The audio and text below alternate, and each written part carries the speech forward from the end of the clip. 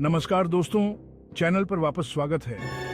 आज मेरे पास एक ऐसी ब्रेकिंग न्यूज है जो दुनिया को हिलाकर रख देगी। सोचिए, इजरायली डिफेंस फोर्सेस यानी आईडीएफ ने हिजबुल्लाह के साथ अपने लंबे समय से चल रहे संघर्ष में एक बड़ी जीत का दावा किया है। जी हां, हम बात कर रहे हैं हिजबुल्लाह के प्रमुख हसन नसरल्लाह और उनकी बेटी जैनब की कथित मौत की, जो कि भीषण हवाई हमलों में मारे गए। तो चलिए सीधे मुद्दे पर आते हैं। 27 सितंबर 2024 को इजरायली वायुसेना ने बेरूत, लेबनान में हिजबुल्लाह के गढ़ों पर अब तक के सबसे शक्तिशाली हमलों में से एक किया। निशाने पर हसन नसरल्लाह का घर भी था। नसरल्लाह 3 दशकों से अधिक समय से इजरायल के कट्टर दुश्मन रहे हैं।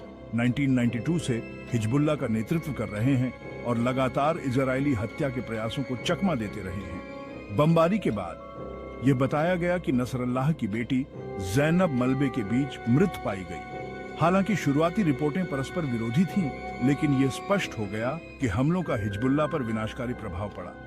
आईडीएफ ने आज पुष्टि की है कि नसरल्लाह खुद भी हमले में मारे गए थे। आइए थोड़ा पीछे चलते हैं। पिछले कुछ वर्षों में नसरल्लाह इजराइल के लिए कांटा बने हुए हैं, शत्रुता को भड़काते रहे हैं और हमलों की योजना बनाते रहे हैं। उनके भाषण अक्सर इजराइल के खिलाफ उग्र बयानबाजी से भरे होते थे, जिससे वह आईडीएफ के लिए एक प्रमुख लक्ष्य बन गए। और इस घातक हमले से ठीक एक दिन पहले इजराइल ने हिजबुल्लाह के मुख्यालय पर एक महत्वपूर्ण हमला किया था। यह कोई साधारण ऑपरेशन नहीं था। यह इस क्षेत्र के सबसे दुर्जय व्यक्तियों में से एक को खत्म करने के उद्देश्य से किया गया एक सुनियोजित हमला था।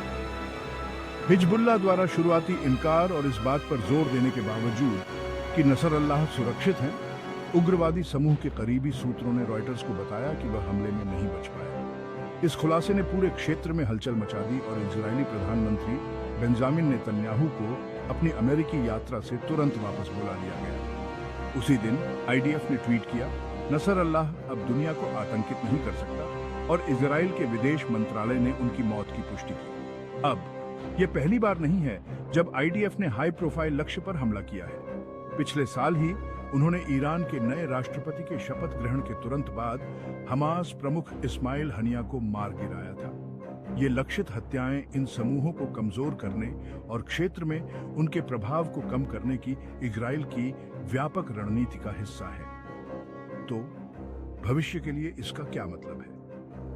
खैर, नसरल्लाह की मौत निस्संदेह हिजबुल्लाह के लिए एक महत्वपूर्ण झटका है। यह समूह के नेतृत्व के बारे में सवाल खड़े करता है और वे कैसे जवाब देंगे। क्या इससे प्रतिशोध होगा या इससे उनका संकल्प कमजोर होगा? केवल समय ही बताएगा। ठीक है दोस्तों, आज के अपडेट के लिए बस इतना ही। अगर आपको यह वीडियो जानकारीपूर्ण लगा हो तो लाइक बटन दबाना न भूलें और ग्लोबल इवेंट्स पर अपडेट रहने के लिए सब्सक्राइब करें। और अगर आपके कोई विचार या प्रश्न हैं तो उन्हें नीचे कमेंट में लिखें। अगली बार तक सूचित रहें और सुरक्षित रहें। जल्द ही मिलते हैं।